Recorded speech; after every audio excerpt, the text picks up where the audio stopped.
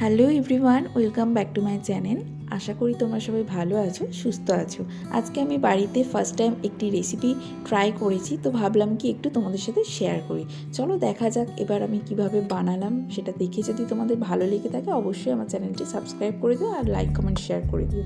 চলো দেখা যাক। প্রথমে আমি কড়াইতে তেল গরম করে নিয়ে আগে থেকে কেটে রাখা আলুগুলি একটু নুন দিয়ে ভালো করে ভেজে নিলাম।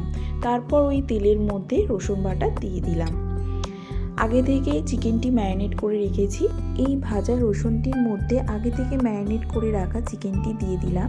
চিকেনটি ম্যারিনেট করতে লাগছে পরিমাণ মতো পেঁয়াজ কুচি, রসুন বাটা, আদা বাটা, হলুদ গুঁড়ো, লঙ্কা গুঁড়ো আর পরিমাণ মতো ভিনিগার দিয়েছিলাম।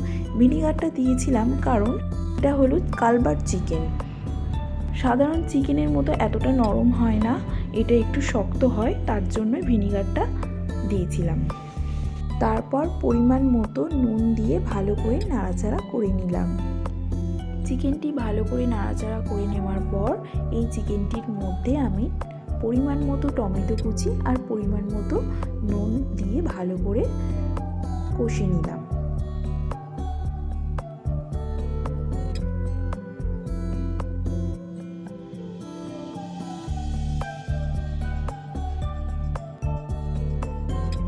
তারপর এই চিকেনটির মধ্যে পরিমাণ মতো ধনেপাতা কুচি দিয়ে ভালো করে নাড়াচাড়া করে আবারও ভালো করে কষে নিলাম চিকেনটি। দেখো এবার প্রায় আমাদের চিকেনটি কষা হয়ে গেছে।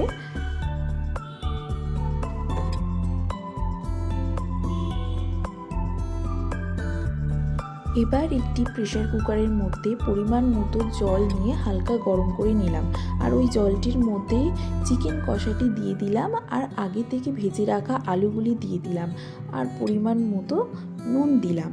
তারপর 5 থেকে 6টি সিটি দিলেই রেডি আমাদের কালবার্ড চিকেন। আমার তো পার্সোনালি এটা খুবই ভালো লেগেছে। এটা পুরো দেখতে মাটনের মতন হয়। তোমরা চাইলে বাড়িতে একদিন বানিয়ে দেখতে পারো আর কেমন হলো অবশ্যই আমাকে জানিও। চলো আজকে এখানেই টাটা।